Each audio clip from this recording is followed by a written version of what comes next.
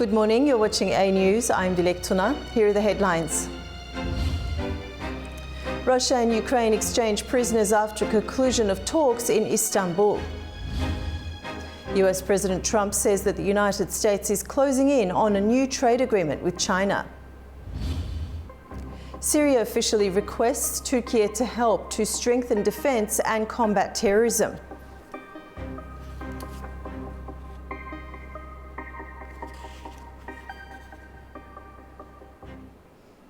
Russia and Ukraine's top delegations met for the third time in the last 3 months. The tense diplomacy between the two countries took a new turn in Istanbul yesterday. While no ceasefire was reached in the talks, both sides agreed on a prisoner swap. At renewed peace talks on Wednesday in Istanbul, Russia and Ukraine agreed on a significant prisoner swap, but made no progress toward a ceasefire. It's despite the opening words from Turkish Foreign Minister Hakan Fidan, urging both sides to prioritize a ceasefire and end what he called a bloody war. Delegations led by Russia's Vladimir Medinsky and Ukraine's Rustem Umerov met for the third time at Istanbul's historic Sirigan Palace. They agreed to exchange 1,200 prisoners of war from each side. Russia also confirmed its readiness to return the bodies of 3,000 more fallen Ukrainian soldiers. Ukrainian President Volodymyr Zelensky says more than 1,000 Ukrainian POWs were brought home Wednesday. Many of them were seriously wounded, and some were held for more than 3 years. He stressed the importance of ongoing exchanges and reiterated Ukraine's call for peace. Russia also received a group of prisoners of war from Ukraine in Belarus. The Russian Defense Ministry published a video on Wednesday showing soldiers cheering as they boarded buses headed for home. In the latest talks, Ukraine proposed a leaders' summit to finish the war by the end of summer. The priority number one is to organize a meeting of the leaders of presidents, where participation of President Trump and Erdogan will be most valuable. A real ceasefire and end to all strikes on civilian infrastructure. These can be a crucial first steps towards lasting peace. We proposed to the Russian side to hold such a meeting of leaders until the end of August. However, Russia's Medinsky denied this offer by saying a Putin-Zelensky meeting would only be considered to formalize outcomes, not to hold talks. For this meeting to happen, we need to work out the deal conditions first and to understand what will be actually discussed at this meeting. Actually, this meeting is not for discussing a deal, but for wrapping it up, signing the final agreement. As the saying goes, the end crowns the work. There is no point in the meeting to discuss all of this all over again. Despite the return of soldiers, both sides admitted no substantial breakthrough was achieved on a ceasefire. The 40-minute meeting was shorter than previous sessions in May and June, which also centered on prisoner swaps. The talks came days after US President Trump warned of tough sanctions on Russia and its trade partners unless a peace deal is struck within 50 days. US President Donald Trump has announced a recent deal between the US and NATO. Under the agreement, European allies will purchase American weapons and send them to Ukraine as military aid to help fend off Russian attacks. Earlier this month, Trump said Washington would supply advanced weapons, including Patriot systems, to support Ukraine's defense. His latest announcement comes as German Defense Minister Boris Pistorius confirmed that the US and Germany have agreed to deliver 5 Patriot air defense systems to Ukraine. We just made a deal with the European Union where they're going to pay the United States of America 100% of the cost of all military equipment. They're going to ship it to the European Union, and then they'll distribute it, and much of it will go to Ukraine. It's been a long time since you've heard those words, because we're in for $350 billion, but now we send it to Europe, and Europe pays. And the United States is closing in on a new trade agreement with China, while warning of sweeping tariffs for most other countries. Speaking at an artificial intelligence-focused event in Washington, President Donald Trump laid out a strategy that could reshape global trade, emphasizing strategic alliances and tariffs. President Donald Trump confirmed that the US is in the process of completing its deal with China, calling recent agreements with the UK and other Asian countries very good deals for everybody.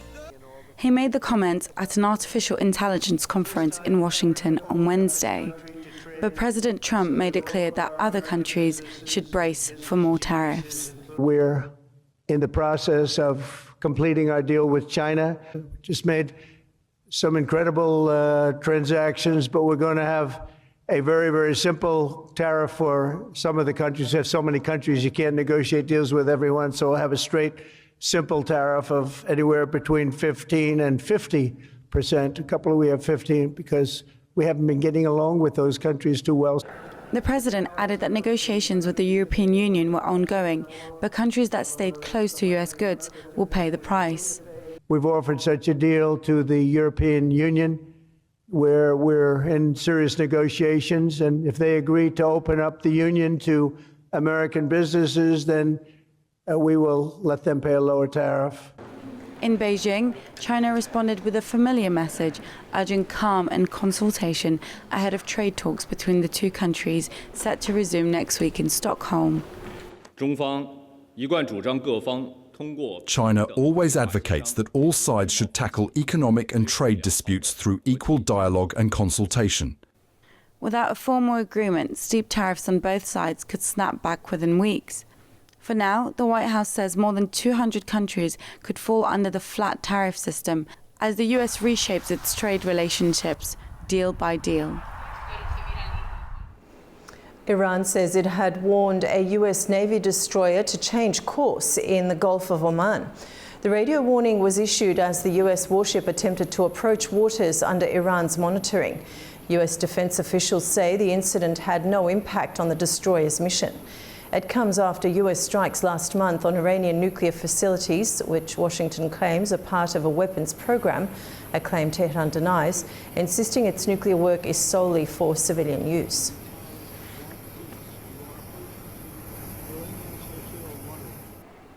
Previously, our Andy Meoch discussed the recent President Donald Trump's statement that he's ready to bomb Iran if necessary with nuclear energy expert Louis Jimerans. Louis shared his insights regarding the upcoming nuclear talks and said that every time there are sanctions imposed on Iran, they're finding a way to raise their enrichment capabilities. The IAEA is the necessary boots on the ground at the moment. So they are actually the neutral eyes that the world needs at the moment. So the IAEA has been very, very hampered in their ability to conduct proper oversight because, let's face it, like the footage we just saw, the nuclear program in Iran is part of their identity. It's kind of like the moon program for the Soviets and the Americans in the 60s. So there's a matter of pride, there's a matter of identity. So it's very hard to have an entire population hampering your investigations when the IAEA itself is perceived as not a biased entity. So this is a very, very welcomed step in the right direction. I have to say I'm kind of a pessimistic on this on the next weekend because in 2003 to 2005, the European three, so the UK, France, and Germany already conducted some negotiations with Iran. So Iran would always it would always be against relief of sanctions, but the EU countries did not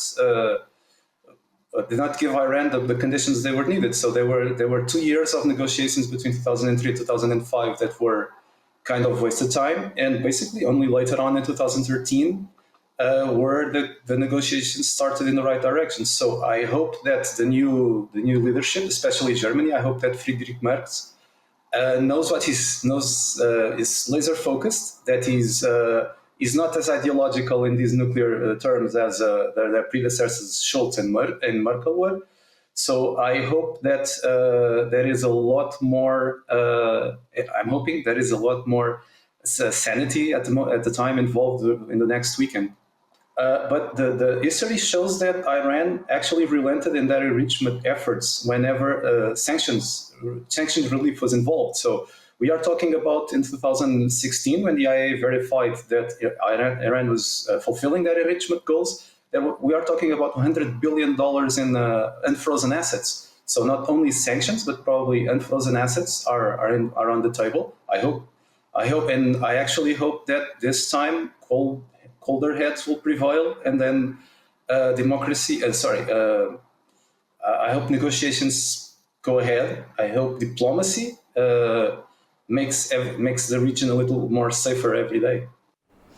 At the United Nations Security Council on Wednesday, tensions escalated over the worsening humanitarian crisis in Gaza.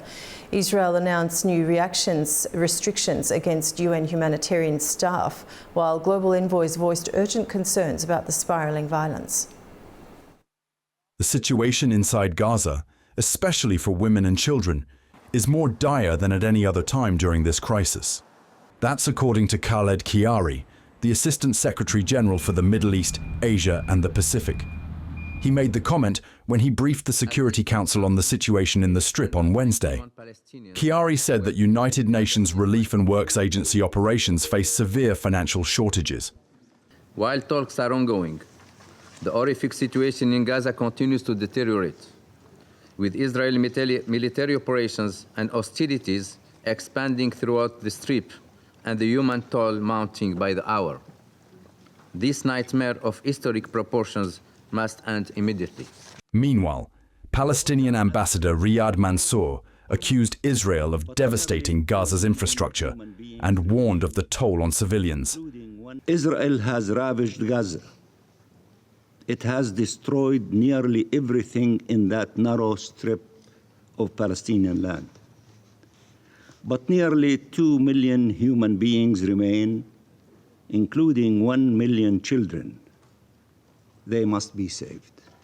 However, Israeli Ambassador Danny Danon rejected these accusations of war crimes. He announced measures concerning the staff of the UN Humanitarian Affairs Office. Today, I announce that Israel will take steps to ensure that what has been happening with OCHA will no longer continue. Hundreds of OCHA employees are undergoing security vetting. Key employees will not have their permits renewed following clear evidence of strong affiliation with Hamas. Some were even involved in the atrocities of October 7. Israel will no longer grant automatic visas to OCHA's international staff. Visas will now be limited to 1 month's terms. What was will no longer be. Diplomats hope that the upcoming ministerial meeting, co-hosted by France and Saudi Arabia, will renew momentum for a two-state solution. The Security Council emphasized the need for immediate humanitarian access to Gaza and a return to political dialogue.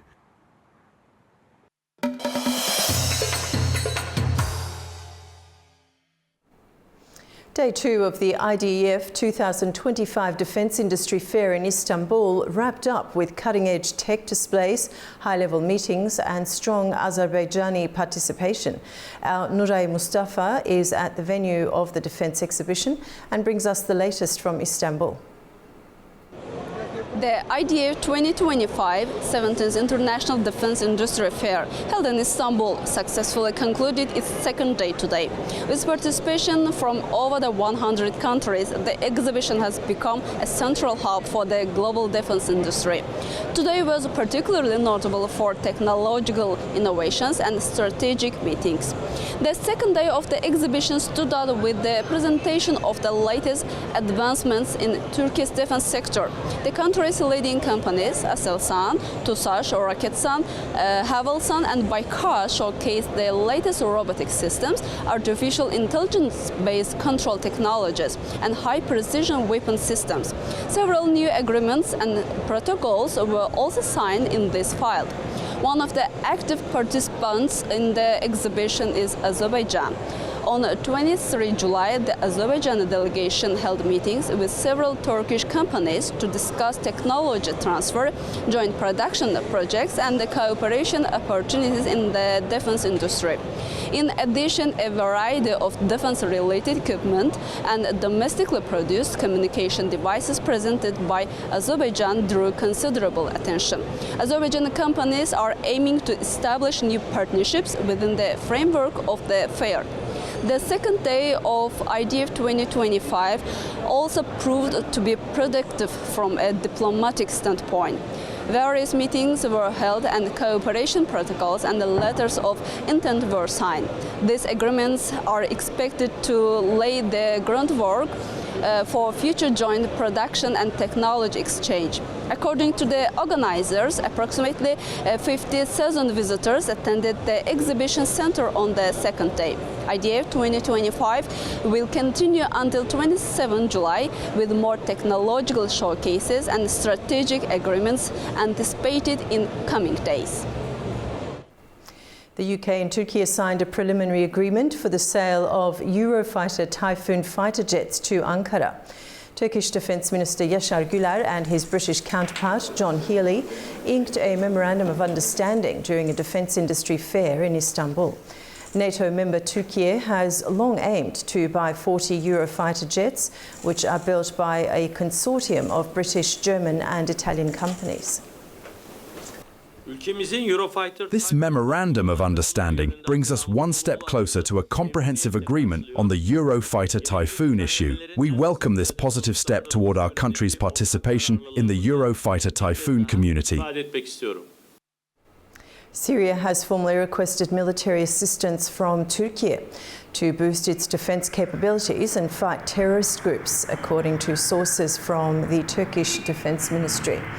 Ankara said it will provide training, advisory services and technical support to enhance Syria's military capacity.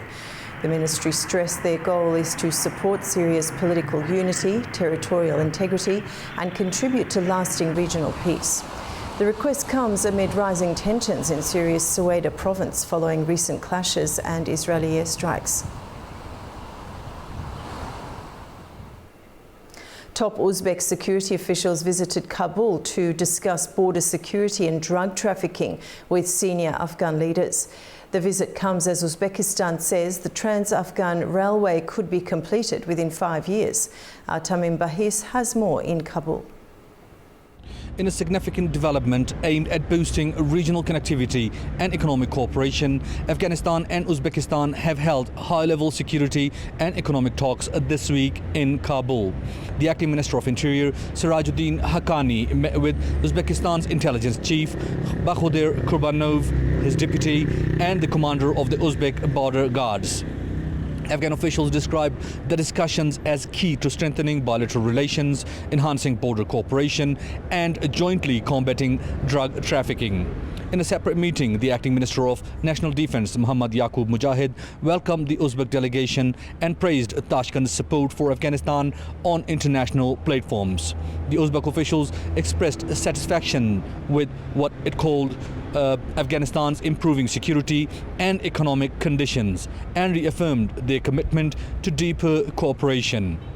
These talks came just days after Uzbekistan, Afghanistan and Pakistan signed a key agreement in Kabul to begin the feasibility study of the Trans-Afghan Railway, a long-awaited project that could reshape trade across South and Central Asia. First proposed in 2018, the Trans-Afghan Railway aims to link Uzbekistan with Pakistan's seaport via Afghanistan. According to Uzbek Deputy Transport Minister, the railway is expected to be completed within 5 years and would serve as a vital alternative to trade routes that pass through Turkmenistan and Iran, routes increasingly affected by geopolitical tensions. As regional dynamics continue to shift, the Trans-Afghan Railway could become a cornerstone for stability and prosperity if the ambitious plans stay on track. This is Tamim Bahis in Kabul for A News. As tensions deepen between Georgia and the European Union, visa-free travel is on the line. Speaker of Georgia's parliament has accused Brussels of using it as a tool of political pressure. Nini Nikolashvili has more.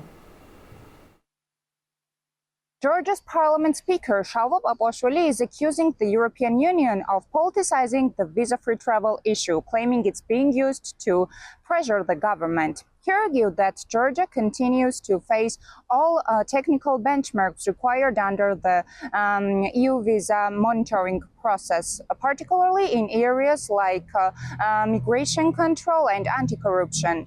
He Yet the focus, he says, has shifted toward political and ideological demands unrelated to EU visa policy. His comments follow the recent formal letter from the European Commission raising concerns about Georgia's political direction.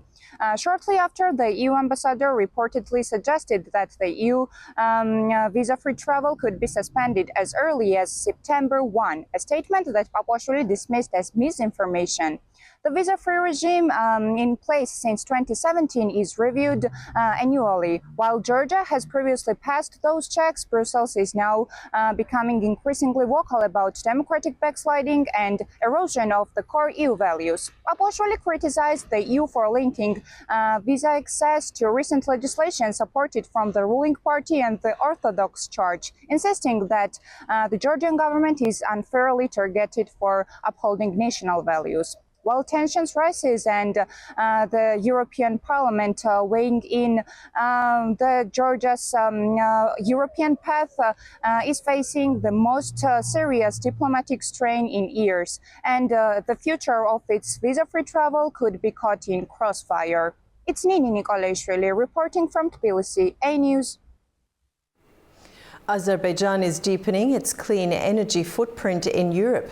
The country's state oil fund has acquired a major stake in a solar energy portfolio in Italy. The move reflects Azerbaijan's shift toward sustainable global investments and marks a new era in Azerbaijan-Italy energy cooperation.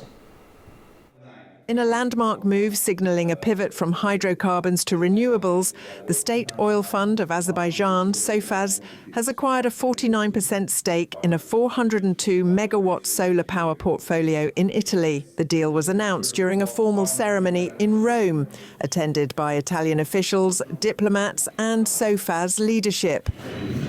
SOFAZ, established in 1999 to manage Azerbaijan's oil and gas revenues, now controls over $66 billion in assets, more than 90% of the nation's GDP. Its 2024 investment return reached 6%, reflecting robust global diversification. The solar portfolio includes 14 power plants operational and under construction in the Lazio and Emilia-Romagna regions. Infinity Global retains a 51% stake and will continue managing the assets.